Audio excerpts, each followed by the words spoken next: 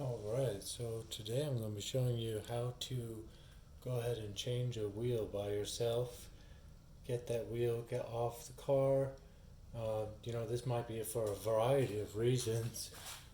In my case, it's for changing from the summer tires to the winter tires. So I just have two sets of wheels and then I swap those out every 6 months. So this is a really easy thing to do by yourself. You just need a few tools, make it easy on yourself.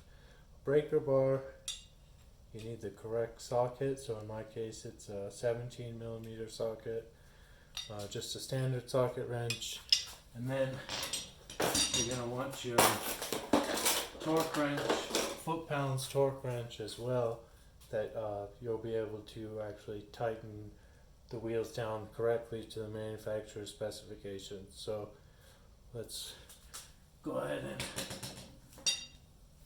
get started.